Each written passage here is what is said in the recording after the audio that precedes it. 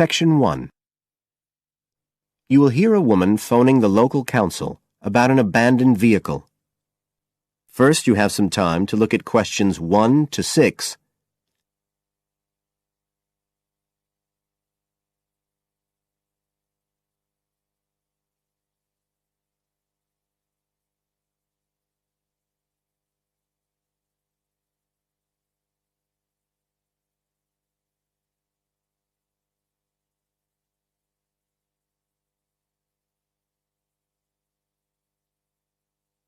You will see that there is an example which has been done for you. On this occasion only, the conversation relating to this will be played first.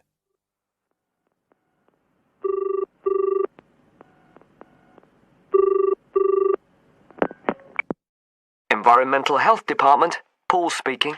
Oh, hello. I wanted to report a vehicle that's been left parked near where I live. I think it's been abandoned. I wondered if the council could arrange to get it towed away. Have I got through to the right department? Yes, you have. If I could just take a few details. Your name, please? Mrs. Shepherd. Thank you.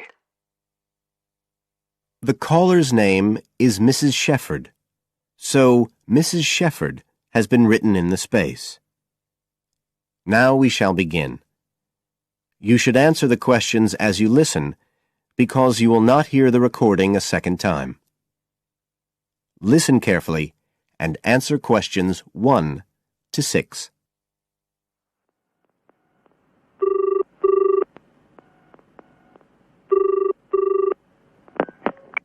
Environmental Health Department, Paul speaking. Oh, hello. I wanted to report a vehicle that's been left parked near where I live. I think it's been abandoned. I wondered if the council could arrange to get it towed away. Have I got through to the right department? Yes, you have. If I could just take a few details. Your name, please? Mrs. Shepherd. Thank you. It's not my vehicle, though. I just thought someone ought to report it. No, that's fine. What I need to do is take some details first, then we can decide what to do about the problem. Oh, I see. So the next thing I need to know is your address. Right, it's 41 Lower Green Street. Yes? Barrowdale.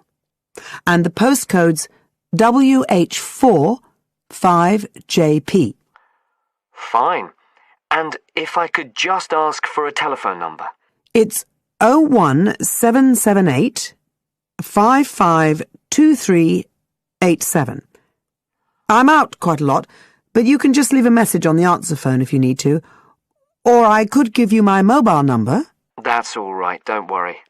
Now, could you tell me a little more about this vehicle? You say it's been abandoned. Well, it certainly looks like it. Can you give me an idea of where it is?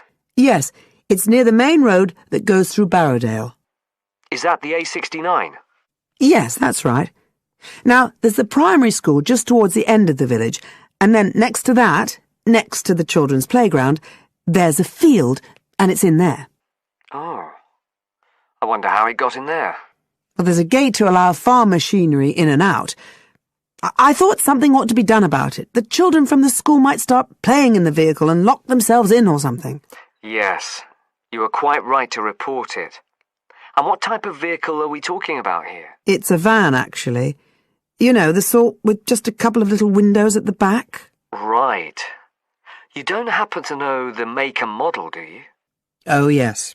I went and had a look and got all the details. I thought you might need them. I'm surprised the school hasn't contacted you about it. Anyway, I wrote the details down. Right.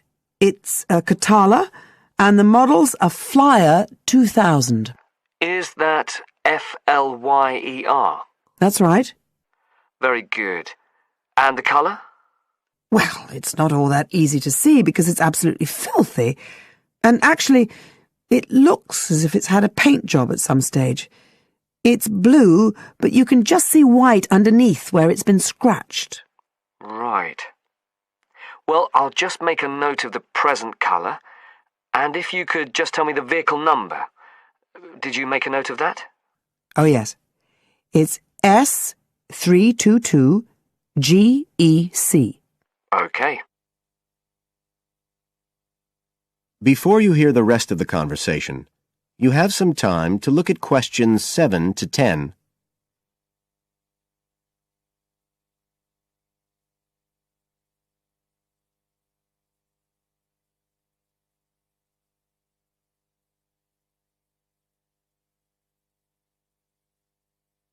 Now listen and answer questions 7 to 10.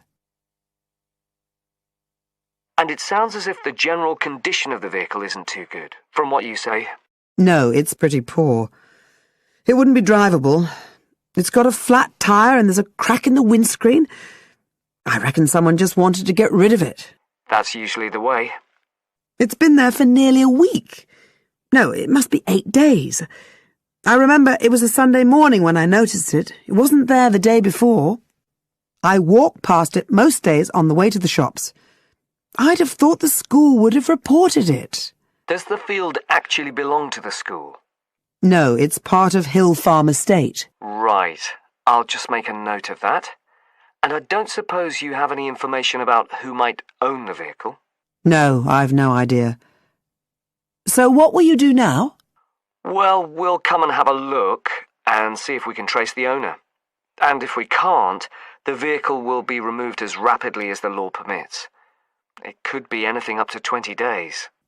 One thing I should say, I'm quite sure this doesn't belong to anyone round here. I'd definitely recognise it if it was from someone who lived here. So you don't think it was anyone local? Right. I'd say at a guess we're looking at a stolen vehicle here. I did wonder if it might have been. You hear such a lot about car thieves nowadays. Well, we certainly will be looking into that possibility. Anyway, thank you for contacting us, Mrs. Shefford, and we'll keep you informed of what happens. Right. Thank you very much. Goodbye. Goodbye. That is the end of Section 1. You now have half a minute to check your answers.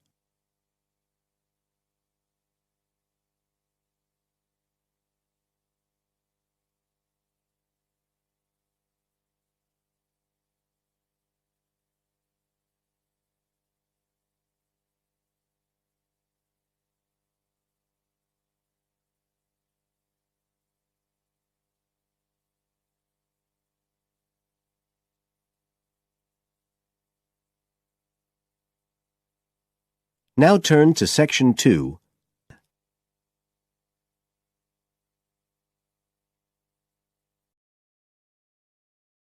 Section 2.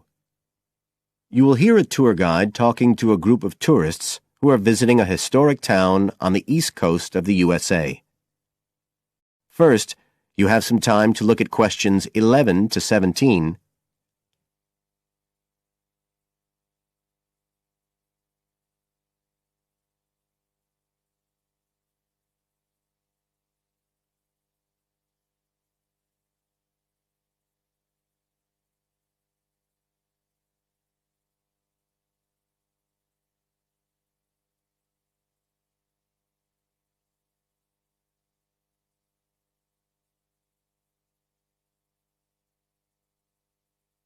Now listen carefully and answer questions 11 to 17. Right. So here we are in Fairhaven, and we have a couple of hours to spend in this historic center before we carry on to our motel. And as you'll know from the itinerary of our trip, we're visiting Fairhaven because of its historical links with a man called Manjiro Nakahama. So I'll begin by giving you a brief overview of his life, and then you can explore the town at your leisure. Well, Manjiro Nakahama, as he was then known, was born in 1827 in a village by the sea in what is now Toshishimazu in Japan. And like many people in that town, he became a fisherman when he was just a youngster. One day in 1841, when he was just 14 years old, he and some others were fishing far off the coast of Japan when they were caught in a storm and shipwrecked on a small deserted island. They had to wait for 6 months before they were rescued by an American whale ship that had stopped at the island by chance. 4 of the 5 Japanese were put ashore in Hawaii, but Manjiro had become friends with the captain, William Whitfield, who came from the town of Fairhaven, where we are now, and he chose to remain aboard and to return with the boat to the USA. So Manjiro unwittingly became the first Japanese ever to set foot on American soil. He came back right here to Fairhaven with Whitfield and stayed with the Whitfield family, who paid for his education here in the town. He studied mathematics and geography, as well as shipbuilding and navigation.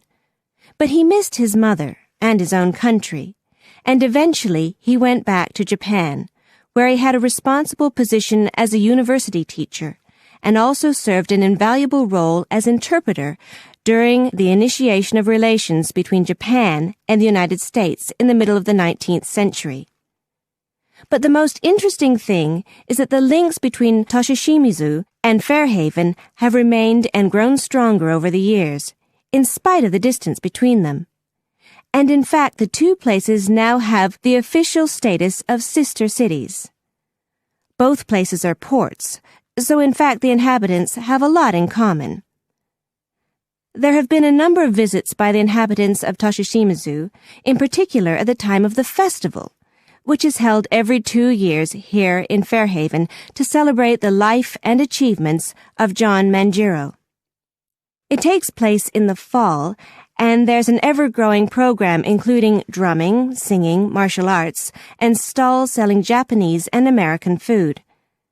So if you're going to be in the region around then, it's really worth a visit. Before you hear the rest of the talk, you have some time to look at questions 18 to 20.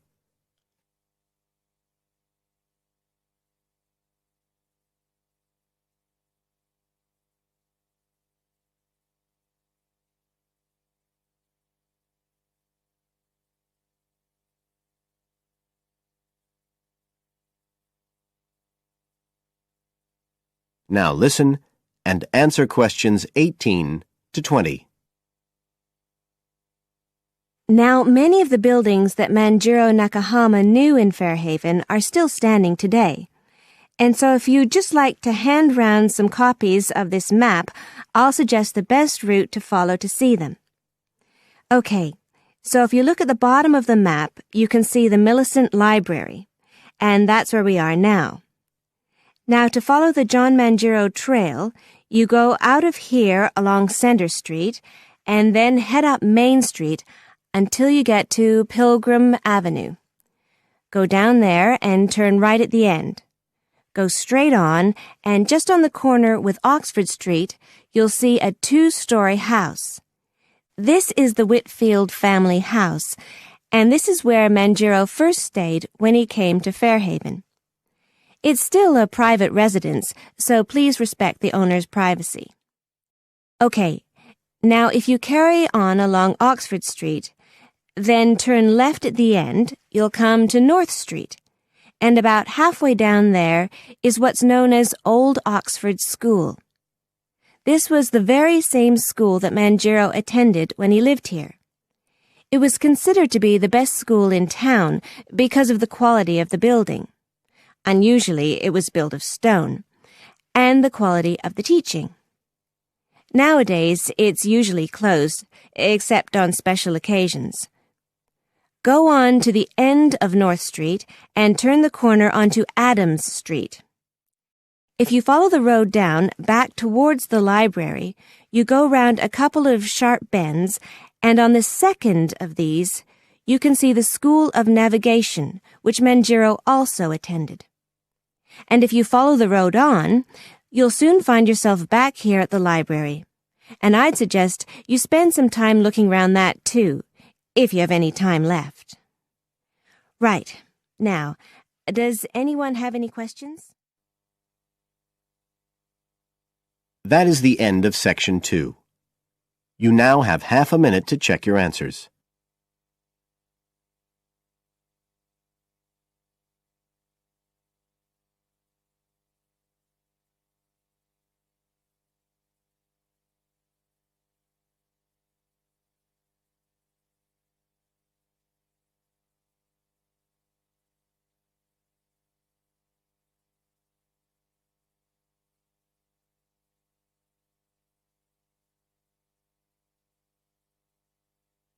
Now turn to Section 3.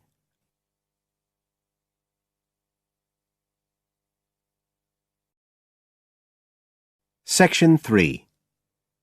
You will hear part of an interview between Dr. Hilsden, a member of staff on a fashion design course, and a student, Julia, who is applying to do the course. First, you have some time to look at questions 21 to 23.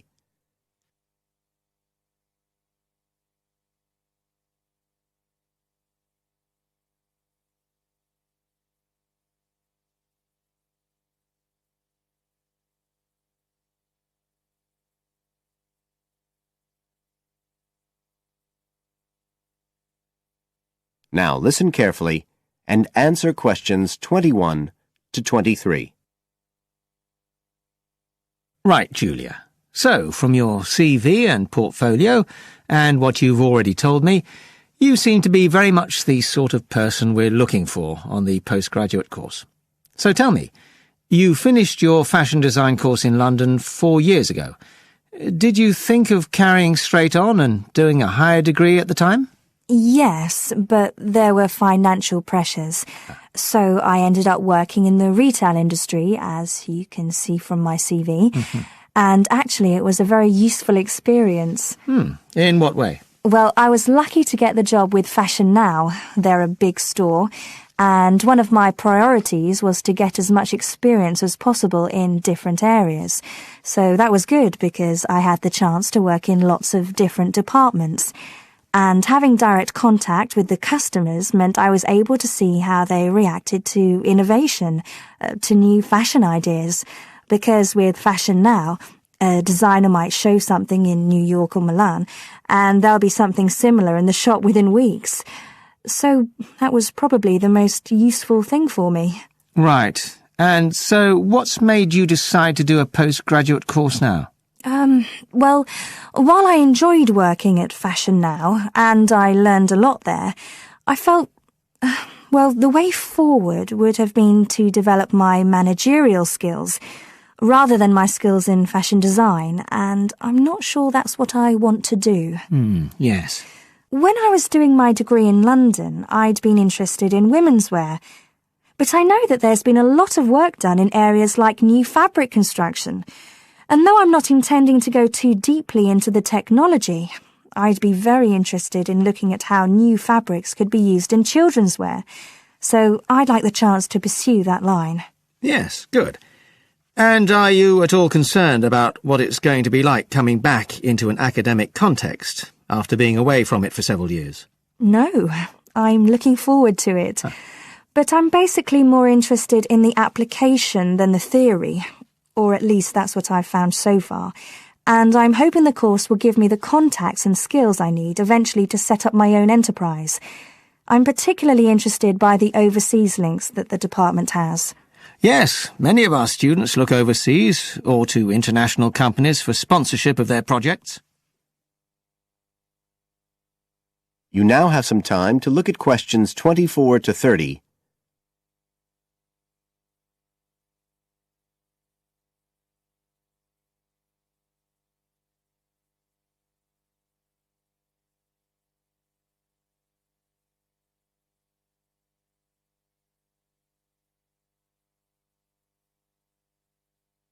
Now listen and answer questions 24 to 30. And the facilities here look excellent. I just went to look at the library. It's really impressive. There's so much room compared with the one at my old university. Yes, most students find it's a good place to study. And there are link-ups to other universities, of course, and all the usual electronic sources. The staff run an information skills programme, which we recommend all postgraduates do in the first week or two. Design students find these special collections particularly useful. Yes. Then we have a separate computer centre, which has its own academic coordinator, Tim Spender. He's got a background in art design, and the ethos of the centre is that it's a studio for innovation and creativity, rather than a computer laboratory. Oh, right. I liked the study spaces where students can sit and discuss work together. Very useful for joint projects. We always had to do that sort of thing in the cafeteria when I was an undergraduate. And I read in the brochure that there's a separate resource for photography. Yes, it's called Photomedia. It's not just for photography, but things like digital imaging and new media. It's a resource for all our students, not just fashion design. And we encourage students to work there, producing work that crosses disciplinary boundaries. It's well used. In fact, it's doubled in size since it was set up 3 years ago. And we also have an offshoot from that, which is called time-based media. This is for students who want to develop their ideas in the area of the moving image or sound. That's in a new building that was specially built for it just last year. But there are plans to expand it, as the present facilities are overstretched already. Right. Now, is there anything you'd like to ask about the course itself? I know it's a combination of taught modules and a specialist project, but how does assessment fit in? Well, as you'd expect on a course of this nature, it's an ongoing process. The degree course has 4 stages, and there are what we call progress reviews at the end of each of the first 3. Then the final assessment is based on your project. You have to produce a report, which is a critical reflection on your work. And is there some sort of fashion show? There's an exhibition. The projects aren't all focused on clothes as such. Some are more experimental, so that seems more appropriate. We ask representatives of fashion companies along, and it's usually well attended. Right. And another thing I wanted to ask. That is the end of section 3. You now have half a minute to check your answers.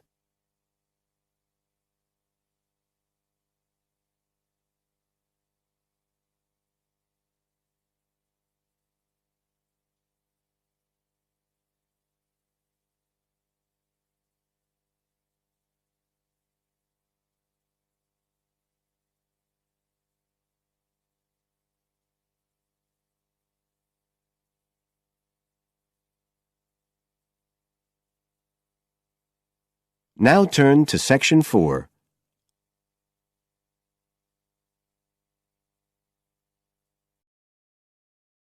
Section 4.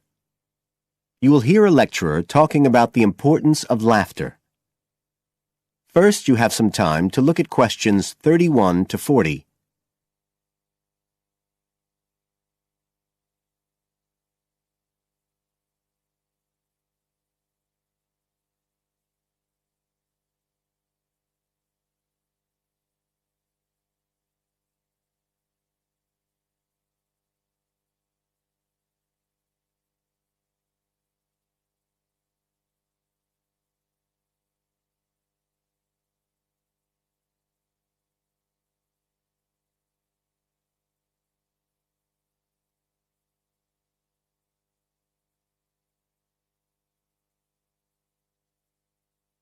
Now listen carefully and answer questions 31 to 40.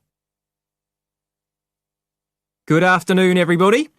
And in our second talk on social psychology, I want to look at the role of laughter in our lives, something that usually gets everyone smiling from the start. So, first of all, I'll start by looking at the actual nature of laughter. Well, when someone laughs, you've got movement of the muscles of the face and the chest, and you've got sound formed when the air's forced out of the body as part of this process. So we're talking about a physical activity. But obviously, other things are involved as well, and this is where it gets more complicated. Laughing isn't something that you normally decide to do, so it's not voluntary behaviour like ordinary speech.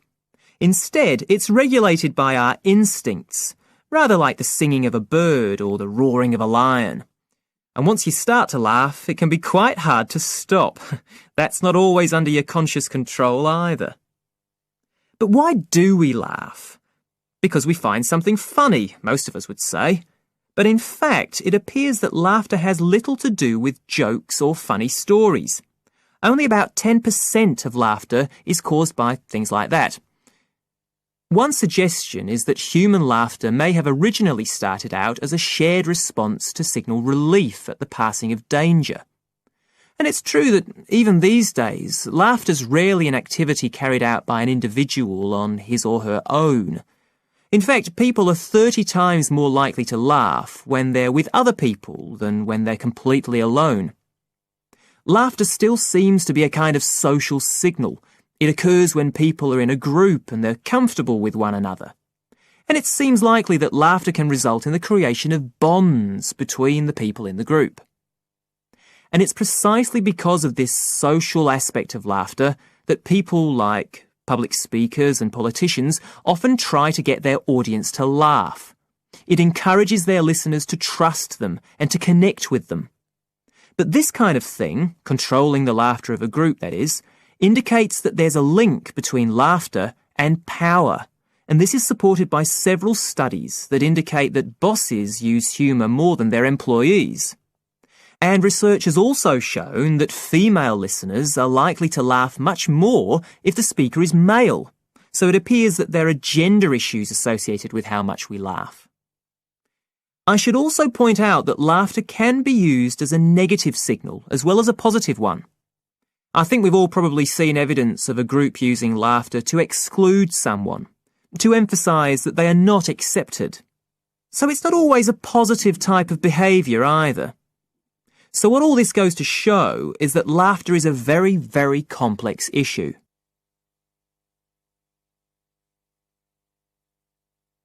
It does appear, however, that laughter has definite benefits.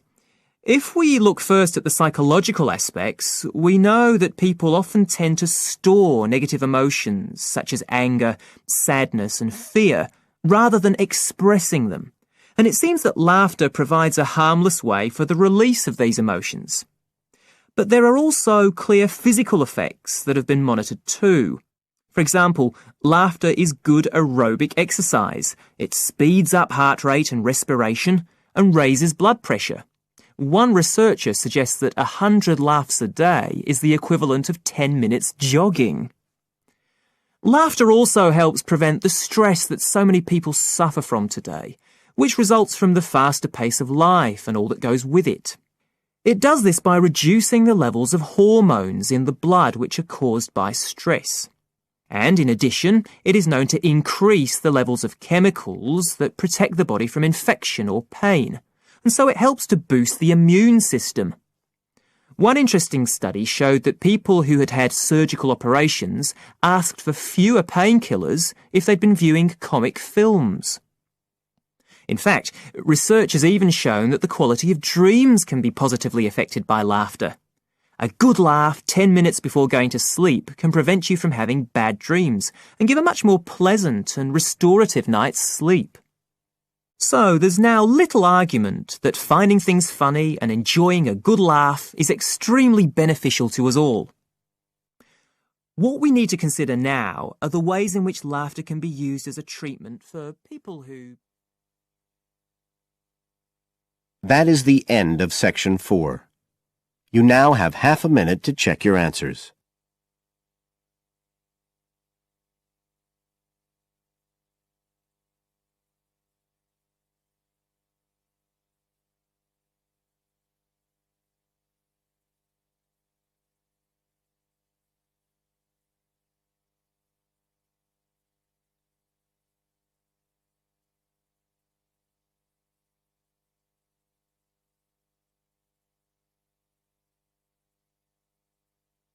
That is the end of the listening test. You now have 10 minutes to transfer your answers to the separate answer sheet.